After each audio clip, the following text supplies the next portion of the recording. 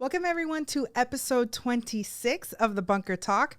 Super excited to have my new friend, right? New, but we're deep in this, right? I'm glad you didn't call me your old friend. So. David Hand, thank you so much for coming all the way down. I've had maybe, I think you might be my second out-of-state guest. So thank you. Tell everybody about yourself. Who are you? What do you do? All that fun stuff. What's what do we need to know about you? It's not overly interesting, but I'll try to keep it down. So David Hand, been in the insurance industry for another one of us. I know 23 years now. I guess it's kind of an interesting story. So like you think about the path you're on and how did you ever get on that path? Yeah. And so I grew up in Indiana. I grew up in the Midwest. Ended up overseas. Actually, people don't know that about me. I lived overseas in England for 3 years, which is where I got my bachelor's degree. Came back to the U.S., happened to be in Georgia. That's a story for a whole nother podcast. But I was looking through the newspaper, and I saw this ad for Morgan Stanley. And I'm like, oh, I got a degree. I'm going to go work for Morgan Stanley. The newspaper. It was I know. There's still a newspaper, right?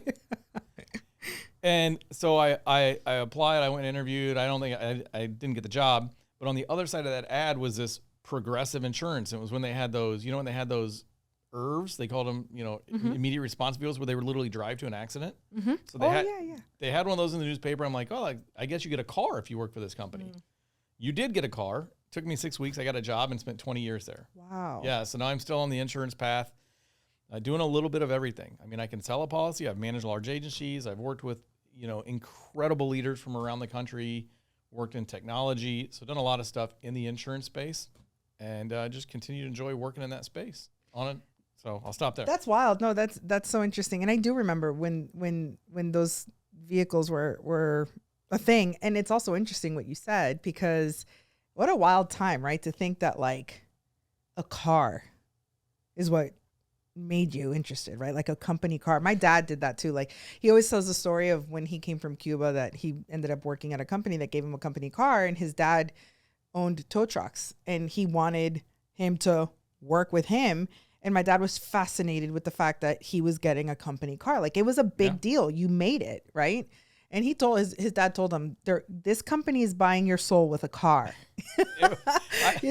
and it's funny because my dad at 49 decided to leave corporate America and come into insurance. And he says, that's the piece of advice I regret the most. I should have listened to my dad. Entrepreneurship was the way. Well, it was funny because you're aligned with that. I specifically remember having dinner with a family friends. And I was talking about how I got this new job, and they're going to give me a card, they're going to give me a computer, and they're going to give me a phone. Yep. And the gentleman we were having dinner with, he said, David, that means they're going to call you. Yes. They can call you anytime. Yep. And so he said, it sounds great, but just understand that means you've got to work and they're going to call you. Right. And and it hasn't stopped. Yeah. Here you are, and it hasn't, and it doesn't. Yeah, 20-some years later, you're still carrying around phones, and you're like, God, quit calling me, Now we got a computer on our side. I know. Tell us about that journey, though, of like leaving corporate, a corporate role and taking the dive to work for yourself. And what is that like? What was it like for you? Would you do it again? That is a good question. It's tough. It's such a good, I think about it every single day. And so I worked for Progressive for 20 years. Today's probably not the day to ask because they announced results and their stock's up 10%. Yeah. So, I mean, there are some huge advantages to working in the corporate world. The benefits, the stability, working for a company with an amazing culture, amazing people, amazing leaders, amazing women in leadership with Progressive. And so you get to experience so much in the corporate world that you would never get to experience as an entrepreneur. You would never get the assets, the tools, the finances to help build a business. Sure. At the same time, you don't get to control your schedule. You get so much time off. Like there's just some things that are challenging. And so after 20 years, I had the opportunity to step away and kind of go work.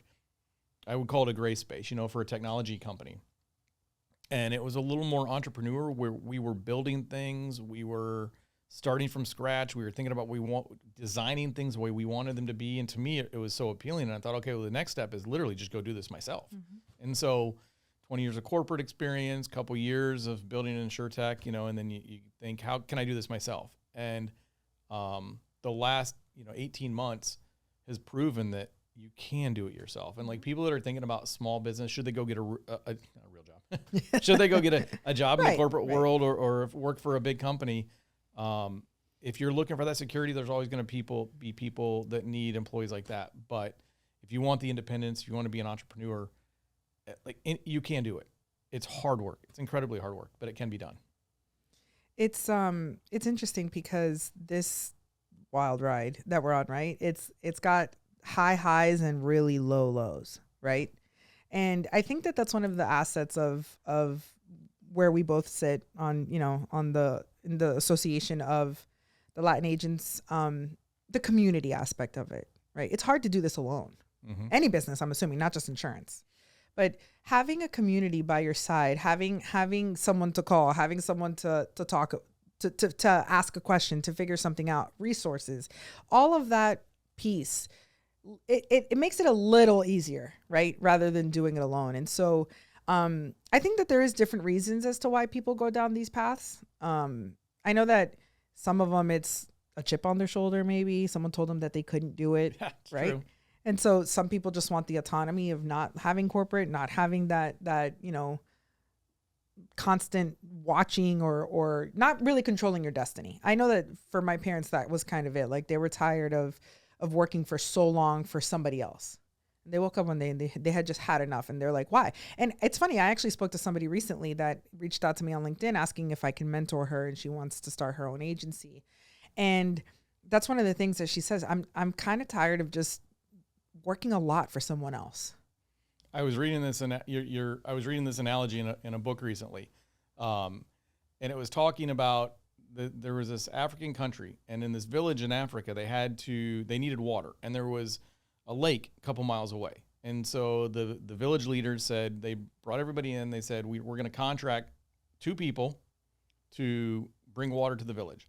And one of these people said, I'll do it. And his method was to take a bucket, and he would go back and forth the lake every day, back and forth, bringing water. And he brought a decent amount of water. It wasn't clean. The other guy disappeared for about 6 months. And about 6 months later, there's this contraption, and there's a machine that pumps water through filters straight to the village. And this guy sells it for cheaper. It's cleaner, and he only makes a couple pennies for every bucket. But he ended up getting contracts all over the place. And so I think that's an analogy to your story of, do you want to carry the buckets, or do you want to build the machine and have other people do the work for you? And that is what a small business owner or an entrepreneur truly is they're building the machine for long-term value versus carrying the bucket for somebody. And there's nothing wrong with carrying the bucket. Right. I read recently Your Next 5 Moves by Patrick Bet-David, and he has a whole chapter about being an entrepreneur or an intrapreneur. Yeah. There's people that are meant to be entrepreneurs, and they're great at it, and they will always be, and they will maximize their potential under your business. And every business needs those. There's nothing wrong with that. I also don't like there's people that will shame people that want the corporate life, and I think that's great. If that's for you, kill it. 100%. Take advantage of everything that they give you. I always tell anybody that works in the corporate that even has a thought of doing this, I just tell them, listen, while you make your decisions, maximize it. Take what they give you as far as like leadership, education, all the support, use it, right? Like, don't just make this decision idly, right? And everybody's all the resources. And everybody's in different positions in life. Right. I mean, if you have a family, if you have kids, you need health. I mean, sure, the health insurance. You need health insurance, right? If you want to retire, you need a 401k. Right. I mean, there's a lot of things that you get in the corporate world and working for a big company that you just can't get as a small business owner, or it's going to take you a lot longer to get there. And so you have to have this desire or this ability to understand risk and take those risks. It's not just financial risk. It's health risk. It's family risk. There's a lot of risk you take when you're running a business, which I completely, on the way here, I was having a conversation with somebody, at my old company.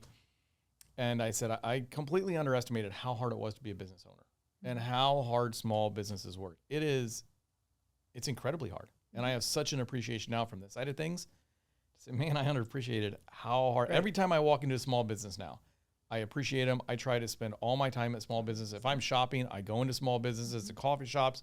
I mean, I love my Starbies, but I go into local. When I'm traveling, I go to local. I go to local shops. When I'm traveling down here in Florida, Miami, I like to go to the local pizza places, the local restaurants, because small business owners are grinders. Right. It's hard. Right. Yeah, no, it is hard, and I agree. Shop local for everything. Yep. All right, so you've done the corporate side. You've seen that. You're doing this for yourself. You're also helping entrepreneurs. Talk to me about what do you see in the successful entrepreneurs that you're helping? What are the characteristics that you think it takes to be? I think it goes back to, even at my corporate world, part of my job was to work with local independent agents and brokers, from a startup to a $1 billion organization. And these are all, small businesses to large businesses that are entrepreneurs that have built it from the ground up normally. And so being able to work with entrepreneurs, small business owners, build these businesses, I just had an appreciation for what they did. And it's such a great result to see them at the end be able to have an asset that's worth something. And so now even as part of my role in other parts of what I do in my life, I do help businesses, find new partnerships, whether that's through an acquisition, investments, private equity. And so it's extremely rewarding to see somebody put that work in, and at the end they've got something.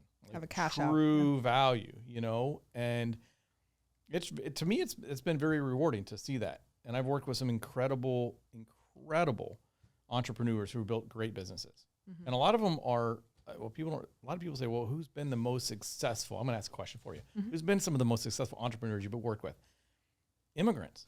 Like people that have come to this country with nothing have built amazing businesses, And so to watch them build something from nothing. Talk about risk. Oh my God. Right? Incredible. Absolutely incredible how they've done it. I think it's a little bit of they don't know what they don't know. That's true. So they just jump in. That is very true. Yeah, you're right. There's no, there's no safe. Yeah. It's like kids jumping off the swing. They've never broken a leg before. They have no idea how bad it's going to hurt. So they just go for it. There's no safety. So let's just put it all in. Yeah, exactly. I would say that's also, that is actually a really nice way of you to describe that too, coming from that environment, right? My mom was born here, but my dad came to this country when he was 14, and his dad walked in to a bank, asked for a loan on a handshake to buy a tow truck. Not speaking English, didn't speak the language at all, had just gotten here, and he got it.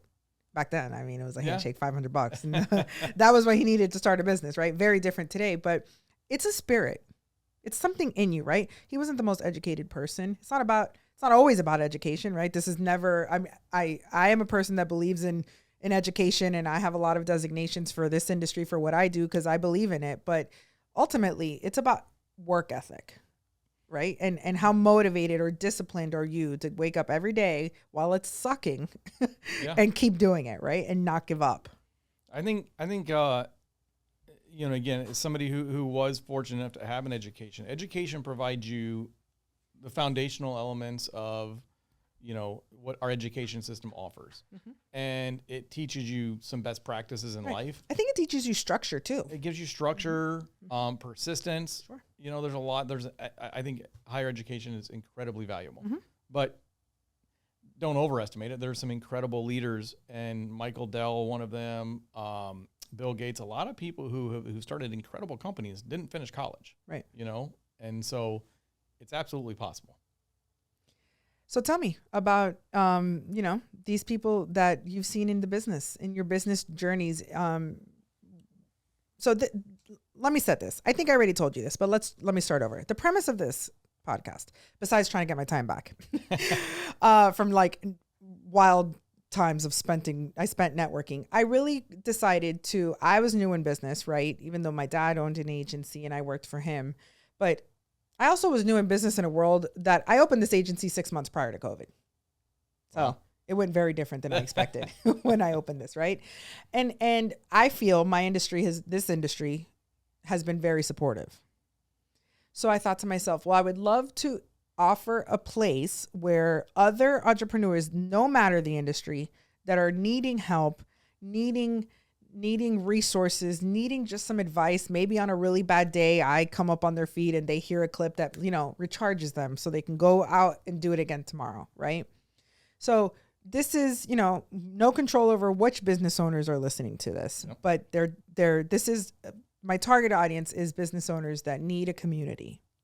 So what is the one piece of advice that you would give to that business owner that needs a community, that is starting, that maybe feels defeated, doesn't know what to do next? You know that feeling. We've all had it. I would say first of all, find the community.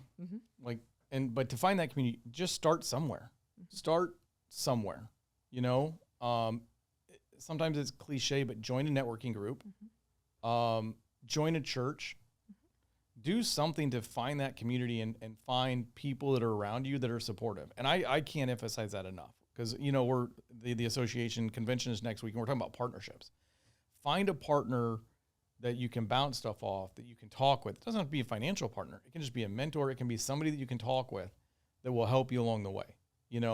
For me, a good example, starting, where I am in this journey, I was fortunate enough to work with an agency owner in New York. And his name, we'll call him Steve. His name is Steve. I still call Steve. And I'm like, Steve, I need, talk to me about this.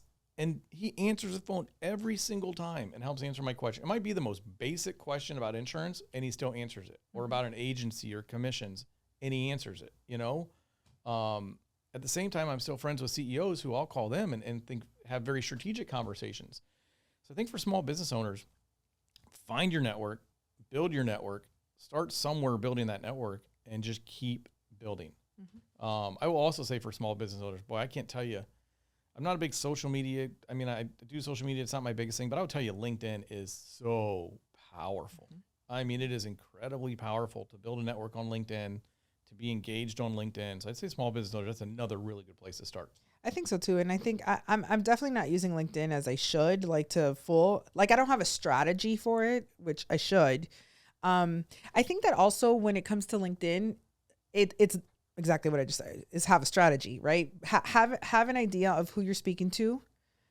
What value are you bringing to? I had someone on the show that he's actually the guy that took my incredible headshot. He's the best photographer I've ever met. But our entire episode was about LinkedIn because he's a LinkedIn guru. And I had been friends with him on LinkedIn for years before I even met him in person. And it's funny because I knew all about him. And even though I'm in a different industry, I'm not a photographer, I would still get so much value from his posts. And I would engage, even though I had never met him in person, because he was just adding business value, making himself memorable. And when I realized I needed a headshot, he was the obvious answer. But I think you just said something right there that's like what he did was he found a niche. He made himself show value. He was a person you went to. Again, that just is another message for a small business owner. Right. Find your niche, make yourself relevant. Correct. And you can't be too generalized because depending on the business or the industry that you're in, say you're a financial investment firm or whatever, we give loans to everybody. We find something. No. Like that's not going to work. Find a specialty, find a niche, find something you can really do well. People are going to come to you. And right. You're going to build a network. You're going to build a community around you because of what you bring to the table. So I think you brought up a really good point. Sometimes even in my own space, right? I'm looking for a niche, right? To maybe go a little deeper instead of trying to, and that's one of the reasons why I stopped networking so much, which I'm not telling any business owner to not network. I still do, but that's part of what I've done is I was casting such a wide net and it was not fruitful. Yep. Because I was exhausted and I was going to so many things and so many lunches and I didn't have a target partner that I could help grow my business and I could do the same for them. So one of the things, even when you're networking, is that, right? Scale it back, measure it, check to see, okay, I've gone to how many events in 6 months? And even if the business is not there, maybe it's not direct business yet, but is there value? Is there good relationships that you've made? I do business today with 2 partners that I met prior to COVID. And we didn't really keep in touch during COVID. We just found each other after COVID and it was like we reconnected, but we just liked each other as people. Yeah. And we wanted to support each other's businesses. Yeah. So sometimes I think even being new in business, it's just one of those things where you're just you got to pay your bills. Yep. You aggressively need money, right? But you don't want to come off that way when you go to these events and things like that. And I think that I didn't realize until I started this podcast how challenging networking was for people. Oh yeah. It's I see it, I have networking groups. I go to the association events. It's hard for people sometimes just to have a conversation. Right. And so that's where I think people need to self-identify and figure out, can I do this? Like, what kind of business am I in? What am I offering? Do I need to connect to do that? If you can't network and if you can't have conversations and build those relationships, that's not to say you can't run a business, but find somebody who can. Correct. Like, hire somebody, bring a family member, bring a child, whatever it is, bring somebody who can build those relationships and funnel those relationships to kind of execute on as the expert. Exactly what you just said is critical too for any new business owner, is find your weakness and hire for it. Absolutely. Absolutely. Like, if you're not the networking person, if you don't have the personality to schmooze and to do all that stuff, because it's a lot of schmoozing sometimes. You know? It is a lot of schmoozing. And if that's not you, then don't do it. But at the same time, that is, I think one of the other challenges is small businesses, you start to scale, right? You become a medium-sized business, become a larger business. And one of the things I've seen is, as you continue to scale and build, some of that role that you filled as the entrepreneur, as a business owner, as the startup, you can't do all the roles as you expand. Like, you should be doing the networking. You should be thinking strategically. You should no longer be taking out the trash cans. I just use that as an analogy, but you just can't do it all. And so hiring good people and allowing them to do what they do, giving them the freedom to do it, while still holding them accountable, is how you're going to scale a business. That is so challenging. Can we talk about that? Because I need help with that. Help me, David. You know what I also realized about myself on this podcast is that a lot of it is for me. It's my own stuff that I'm dealing with. And I'm like, well, if I'm at this stage and I'm dealing with it, other people have to be dealing with the same challenges. So talk to me about scaling a business. We all are. Like I told you when I came here, I said, I'm just happy to talk with you because I have my own issues and right. we're doing this together. Right. And there's, the thing is, there's no answer. And especially in the insurance industry, there's so many ways to skin this cat. And everybody does it so different, which is a good thing and a bad thing, right? Well, it's a good thing and a challenging thing. I would say it's bad. It's challenging because what works for you may not work for me. Geographically, things are different for us, right? Because of the markets, the salaries, the premiums, everything is so different, right? What has been the most challenging thing for you? I think there's two answers to your question there's more. Sure. and mine aren't right, but I would give you two answers. One of them, again, I go back to kind of stuff we've been talking about in our association, is partnerships. Mm-hmm. This could be insurance specific or any industry. Mm-hmm. Find the right partnerships, like who you're doing business with. Your customers are your partners. Your vendors are your partners. Your employees are your partners. Find the right partners and make sure they're the right people to work with every day. That's number one. Number two is, I think as business owners, we talked about this. It's working on the business, not in the business. Like, as you're scaling a business, it is so hard. What I'm doing now, I don't want to sell insurance policies every day. Right. I do it now to learn, to build a base, to kind of have that experience so I can share it with others. But it's certainly not what I'm going to do every day or what I want to do every day.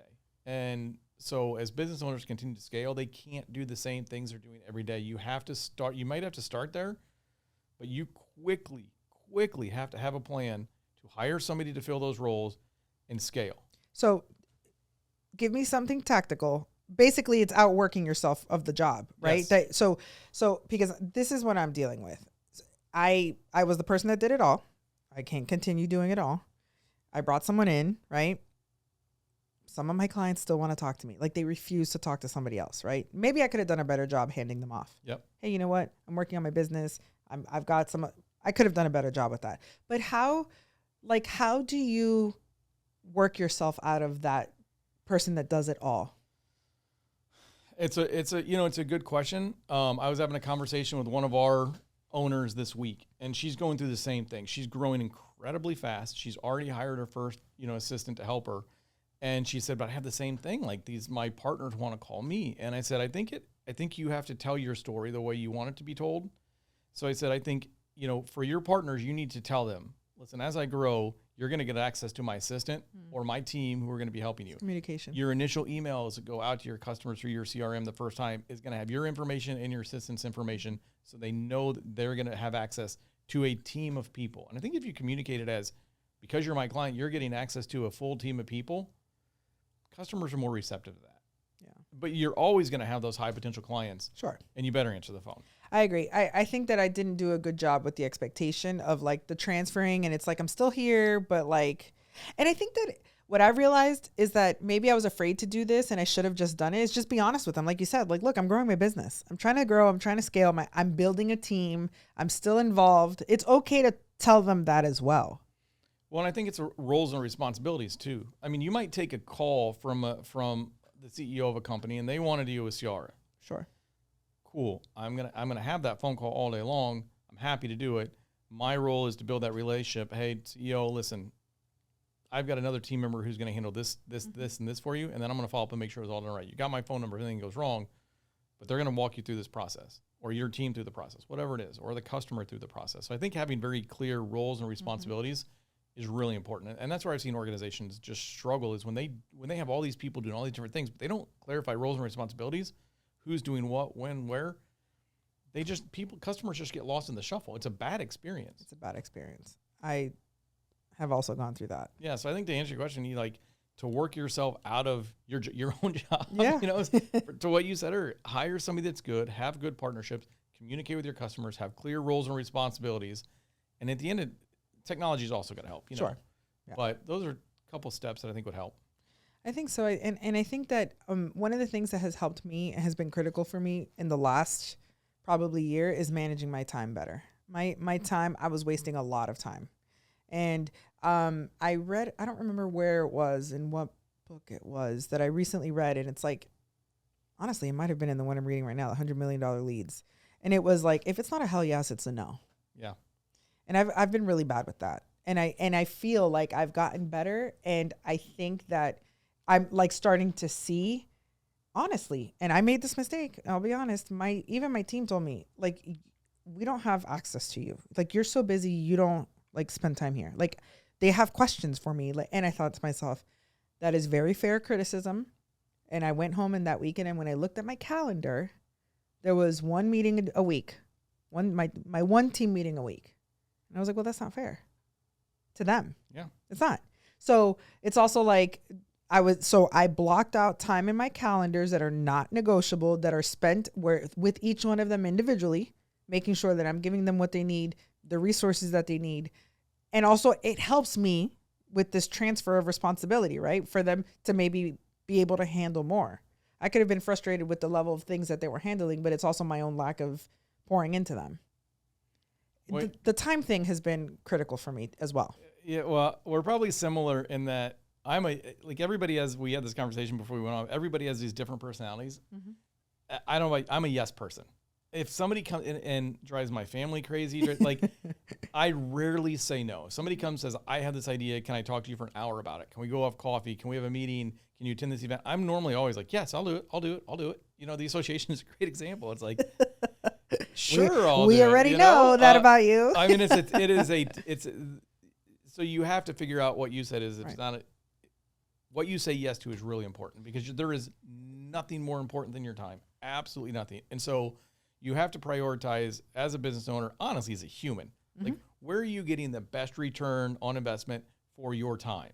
And if you're not getting it somewhere, you've got to give something up. And the other thing I've realized is, this may come across harsh, people are users. Yes. Once you add value, once you are an expert in something, once you know what you're talking about, people will reach out to you, they will leverage you, they will use your connections, they will use you to get themselves to the next step. And if there's nothing in it for you, you need to tell that person, like, hey, listen, I know what I'm doing. I'm pretty good at what I'm doing. I'm happy to consult for you or work with you, but my time's valuable. I'm not free, you know? And people need to appreciate that. I think that's also something that's very challenging for people to, even for me, to like value yourself and your time enough to like charge for it. Yeah. That's a whole other, the confidence that comes with charging for your time. It may not even be charging for it. It's just saying, listen, I'm just getting that buy-in, like you said. Yeah. Like, hey, you know, I hope you understand. An hour of my time is a lot. Or an hour of my time that I could be spending on the golf course, right. Or with my son, or sitting on the back porch having a glass of wine, you know, reading a book. If I'm going to give up an hour of my time, 2 hours of my time, a half day of my time to do one of those activities, that is very valuable, you know, because you as a person, you need that time. Absolutely. And it's underappreciated. And I would say, I know that people have very stressful corporate jobs, right? But I would say that what I have done now with building a business and doing this, being on this side of it, I value my own personal time way more. Yep. Because I also don't have children. So I feel like, I'm telling you, every episode is a therapy session for me, because one of the things that I always say is like my time has always been my time, right? It's mine. I don't like, you're used to, you have children, you're used to your time being shared and spent in games and this, and you think you have a moment of peace and they're screaming dad from, across the house. Like, you don't have anything for yourself. You have children, right? I don't.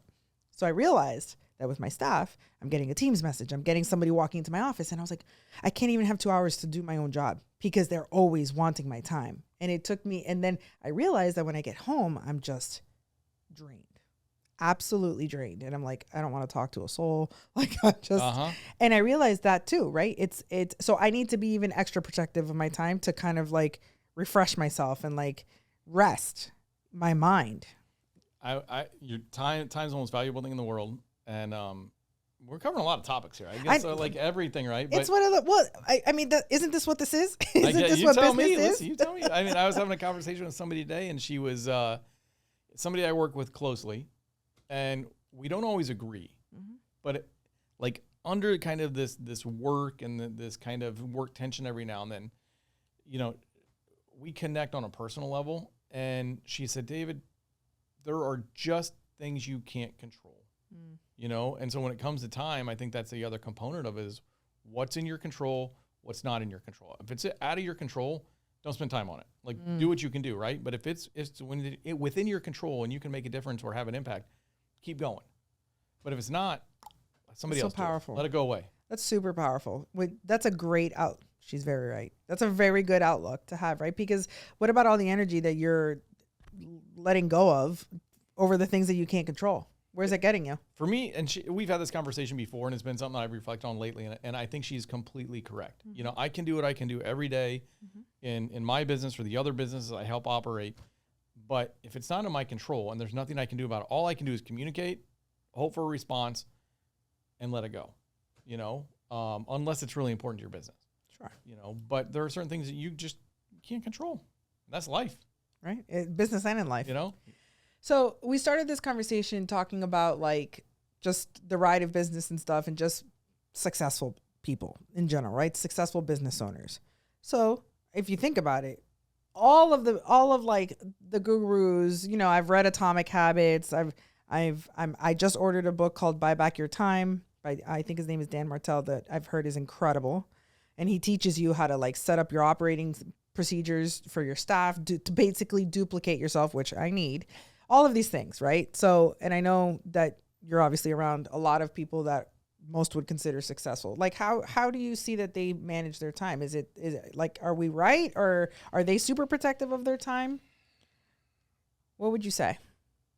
And I would also say for business owners, like to even start that conversation, it's so hard being around successful people, right? Because you look at them and you're like, people need to realize like you are who you are. And I think that's a realization that people need to have in life is, we talked about this earlier, you know, before we were on, is like, it's not really about the destination, it's about your path. And if you're on the right path, that's fantastic. Like stay on the right path. You're ahead of most. Because right. Most people are on the wrong paths. And there's never a destination that's going to be enough for you, right? Like, so you just gotta stay on the right path. But some of the most successful people, when you think about time management, a lot of them are terrible at it. You know, I mean, if you think about it, they have people around them doing it for them. they have people around them, but man, they're on weekends, nights. And so, they're successful. They're terrible at time management. And I always question myself and say, do you like, is it changes your definition of successful? Mm-hmm. You know, you might be a business owner. You might have been very successful. You might have everything in the world. But if you're on 24/7, if you're not taking vacations, if you're not spending time with your family, if you're in the office 12 hours a day, is that really successful? Mm-hmm. But at the same time, I mean, I know somebody who, you know, he got successful and he makes time. Like he goes to the gym every single morning. He bought a place in Cancun and he flies back and forth every week, and he spends, like, he's doing things the way he wants to do them by his definition because he's been successful. And that's what's helped him continue to be successful, is because he builds in this personal time. Mm-hmm. And he doesn't care what other people say. You know, he'll work from wherever he's at if he has to. But when he's on his time, he's on his time. Well, I would say that that's kind of one of the things that small business owners lack the most. It's that work-life balance. It's the priority of the personal side. There's no priority of your personal time, your personal relationships. That all goes to the side. It is real. People, again, it goes back to my initial comment of just underappreciating how hard small business owners work. Yeah. Like they really do. They don't have personal time. If a customer calls, especially in the insurance world, if a customer calls at 10 o'clock at night and says, I've had an accident or I need a policy or my daughter, something happened, like you have to answer the phone, you know? I mean, you just have to. It's not an option. So it is really hard, especially in the insurance world. I would say so. I mean, I obviously agree. You know, there's times that David and I are on these calls and everyone's like, hey, how are you? And I'm just like completely defeated, 10 feet under. Like, it's hard to keep up. But, you know, you wake up the next day, you do it again. Again, it goes back to just the underlying, the stuff we talked about. What's within your control? What's not really within your control? I've learned a lot about the association this year. Is you can take things personal and get worked up about things. At the end of the day, they're just not in your control. So let it go and go focus on what is in control. And I think just in life too, like the overreactions and those things to decisions because we're passionate about them. Ultimately, like when you sit back and you think, is this life or death? No, we're not saving people's lives here. One of the I'll give it's a personal story, and somewhat embarrassing, but when I was maturing in my 20s and 30s, I will call it maturing in the corporate world, I was emotional. Like I would get upset about decisions. Like they would do a reorganization or tell you you're doing a different job, or you'd go through an audit and they tell you one of your employees did something wrong. I mean, I would get like mad about it and be like, you can't tell me this was wrong. Like to get all worked up. And I finally had one leader. His name was Morris. One of the most amazing managers I've ever had. And he said, David, I'm going to give you some feedback. You need to learn to respond versus react. And it was such good feedback because every time I would have a reaction after that, I would think, am I responding or am I reacting? And so I think it's a true story for anybody developing, any business owner. Like, don't react, think about it, and then respond. And to me, that's been really good feedback. That is great. That is great advice. Yeah, it was great. And it's really helped me. But I think even for business owners, it's like, control what you can control. Don't overreact. Respond methodically. Make those mature, emotional, intelligent decisions. And that'll help you progress and continue to build your business and scale it. And it's going to help you over time, help the next generation or help the people you have working for you. I think that also... That's really good. I like that, the responding versus the reacting. I think that also, I recently heard this on a video of Elon Musk where he was talking about, how hard entrepreneurship is and people think that this is like so easy and it's like, a ride in the park. And he talked about the fact that as entrepreneurs, we have a filter for only the worst situations, right? Like we get all the bad news because all the good stuff gets handled by the employees, right? If it's not bad, if unless it's overarching great news that there's a celebration, the wins, the small wins, if you're large enough, you don't hear about the small wins, right? The only thing that filters up is the bad stuff. And it's maybe not the stuff that you enjoy working on or that you want to work on, but it's what has to be worked on. And when I thought about that, I said to myself, okay, well, that makes me feel better because sometimes I'm just like, man, everything is just so bad, right? And then when you step out of it, you realize, well, you're the only one that can fix the bad stuff because your staff is maybe not equipped to yet. Maybe obviously in large corporations, there's managers, there's supervisors, so they're kind of the filters. But that's kind of a thing of like, because there's some days where I'm reacting to the day instead of just like, but this is what this is. Like I am on this journey and I have chosen the hard thing.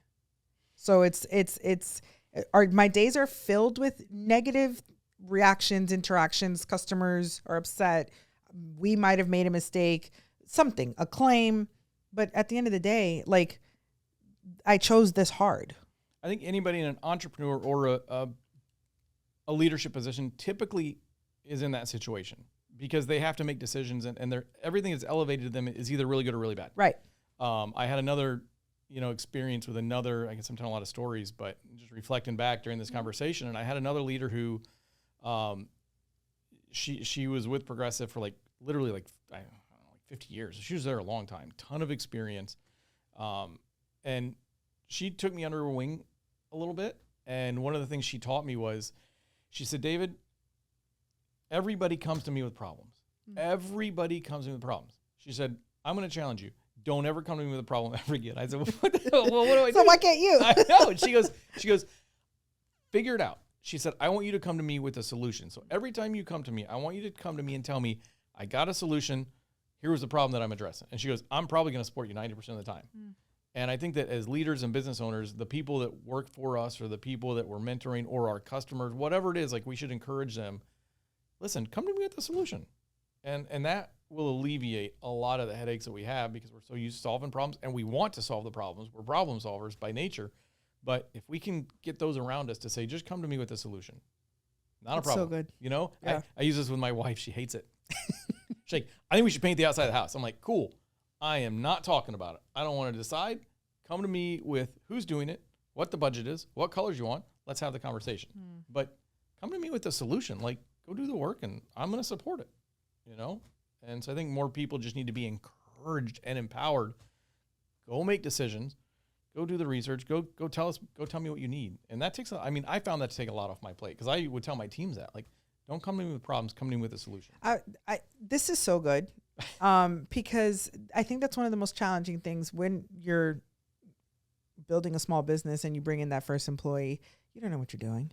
You don't know how to train them. You don't know what the expectations are, right? And like, there's a difference in between giving them authority or giving them responsibility, right? You want them to have responsibility and feel like they have ownership of their job, but they really don't have it's so much to balance, right? And tell me about that, like managing people. What is the best piece of advice for that new business owner that's starting a team? Where do they start? What do you think? Where do they start? It was hard for me. Or one of the best lessons you've learned with your teams? The lesson I learned is I like to control things. And so I think the Dave way is, it is the right way. Like, I'm being honest, like my way is the right way. So just in case there's a question, you will never convince me that my way is not the right way. So it's always the right way. But what I have to do is just realize what are you trying, like, what are we trying to accomplish here? What are we trying to do? Well, sell an insurance policy, clean the house, resolve a negotiation, settle an injury claim.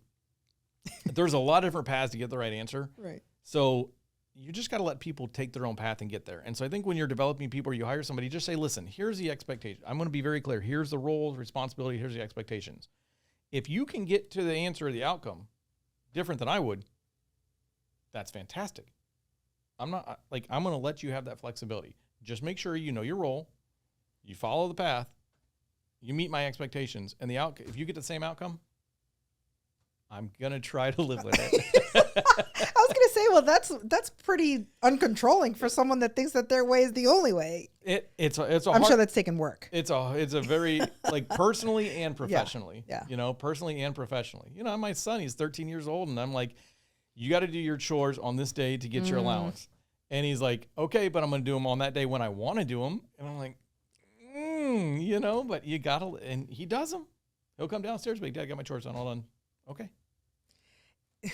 I didn't realize that I was as controlling as I also think it's your business. It's different, right? Like I didn't realize in my personal life, I don't think I'm controlling. I've always been kind of like a go with the flow. I'm down for whatever everybody wants. Never really had to be the one making like the decisions for dinner or for vacation. Never. Like, I'm just chill. This very different. And so I've had a problem with delegation. And I heard a podcast about time management because I was having an issue with one of my staff members that, like, there's no urgency. There isn't anything that has urgency or priority. And in our business, as you know, there is. Everything. We're working against time, cancellation dates, expiration dates, renewal dates. There's payment. Everything has an expiration date. So there is urgency to things over others. And I heard this really great episode of about time management, and it said 80% done right by someone else is better than 100% done by you. And I was like, oh, but what about if that 20% is really big, right? But if you think about it, right, I mean, I don't do everything 100%. Yeah. Right. So how do you, like, you just have to be okay with the fact that if somebody else can get it 80% right, you're doing a good job. Asking for anybody in today's society to get it 80% right, it's like, I don't know where you're finding them, but you're doing really well. Like, So that's even high. Oh my God, I think that's high. I mean, 80% is high, but it's in theory. Remember, like in theory and directionally, it's a good point. You just have to let people execute. So as you're building a business, and as you're doing things, as you're building a business in your personal life, whatever you're doing, you have to let people around you do what they do, take their own path. I think it comes down to what we've said throughout this conversation. It's probably the most important things. Communication, set really clear rules, have that communication. I think that's true in personal life or work life. Just communicate with your team, communicate with your partners, communicate who's doing what and when, and you're going to get much better outcomes. And at the end of the day, what that's going to lead to is the time component. Right. There's never enough time, but if you have a good team, if you communicate, if you allow people to do what they need to do to get to the same result, you'll have more time. And you'll continue to scale and build your business. And you have a good work environment too, where people want to be too, which is important also, right? Nobody wants to be micromanaged or, constantly controlled. Yeah. But don't underestimate like that work-life balance, what you do at work, translate that to what it's going to do in your personal time. Man, if you can get out of work at 1:00 on a Friday, I had a boss in a prior life. And he's like, do not schedule a phone call after 1:00 on Friday afternoon. He goes, it better be an emergency. He goes, I will never schedule on Friday afternoon. That's your time to clean up what you're doing, finish things up. And I felt so empowered that I had that time. Right. Like he gave me time to finish what I'm doing. I knew he wasn't going to schedule a meeting on Friday afternoon. And I knew that if I decided to go golf and go wash my car or whatever, he wasn't calling me because I knew what he was doing, So I think those are really important things as leaders and managers, to give that time to people, give them the flexibility, empower them, and then that gives you the time as well. One last question. This has been such a good conversation. You're so easy to talk to. Oh, thank you. Tell me about mentorship in your career. Has it had an impact on you, or did you figure out everything on your own? It sounds like you had really good mentors above you, or that poured into you some to help you. If someone's new in business and they're lost, like, what's your advice on mentorship? Avoid the bad mentors. I agree. Because they are out there. There's always people that I talked to a friend of mine yesterday that was sitting through a call of someone wanting to charge $22,000 for a year of coaching and mentorship, and I'm sure that there's people that charge that, and I'm sure that it's worth it. But in this particular case, it's just like, man, anybody could charge anything. I think whether you're young in your career or even, at almost 50 years old, 20 plus years in the industry, I still think having a mentor is so important. And mentors come in a lot of different forms, in a lot of different ways. But I've had mentors, I've used a couple of examples here that were mentors to me that really dove into me and they took time with me. I still call them today. And so it can be an informal mentorship or a formal mentorship. I think sometimes the informal mentorships are some of the most powerful ones, because you can call that person, you can bounce stuff off of them, you can be honest. So I can't overstate mentorship. And I would encourage people not only to think about how to find a mentor, be a mentor. I agree. It's so rare. Today's society is so focused on their self-interest and the time we've talked about, that people just don't take the time to have a conversation and help somebody and pick up the phone, or for God's sake, answer the phone. And so if somebody's calling you and they're asking for help, or they're asking for guidance, or they're asking for leadership, the impression you will make on them for the rest of their life cannot be measured. It just can't be measured. And so no matter how big your business is, if at the end of the day you leave and there's nobody around you that says, man, they helped me be a better person, then you've wasted all your time. And that is such a rare quality to find in people. It's kind of what you said earlier about like defining your version of success, right? That, to me, that's important. I would hope that, someone says, I learned this from Ciara. Ciara helped me do this. So I agree. I agree with that. And it's actually what I wrote about in the Rough Notes magazine about the power of mentorship, and also being a good mentee. Like whether it's paid or not paid, if someone is giving you their time and you're seeking from them, and they give you their time, the absolute worst thing that can happen is that You take their time and then you still just do whatever you want. And then you come back to them with the same problem and the same problem. Like if you are going to ask people to pour into you mentor-wise, leadership-wise, any of it, accept the advice and do it. And it's so powerful. I mean, I know we're going, but I had another example. So these are great conversations because they bring out things you've done in your life, right? And the power of mentorship. And I had somebody probably 10 years ago worked at a very large business, and he was coming in to kind of take over operations. He had a lot of experience, and we had these conversations. I would come in and work with him on behalf of a company, and he said, David, like, can I tell you something? And I said, well, yeah, tell me anything. He goes, you need to think bigger. He said, you come in here and we talk about our business and how we need to do this differently and that differently. He said, you're thinking too small. He said, think bigger. And 10 years later, that has resonated with me. And so he's in Detroit. He and I have engaged in some conversations in the last month. And he said, why are you calling me? And I said, 10 years ago, you told me to think bigger. There you go. And I said, now I've got some opportunities and I'm thinking bigger and I want your input. And that has led to ongoing. He's like, wow, okay. That's led to ongoing conversations. It likely could be fruitful in some other business opportunities. But the fact that he took the time to be a quasi mentor, and give me words of encouragement. He's like, Dave, think bigger. You're not doing enough. Like, you can do so much more. And that, it stuck with me a decade later to the point where I pick up a phone and I'm like, dude, what you said mattered to me personally. Amazing. And I remember it.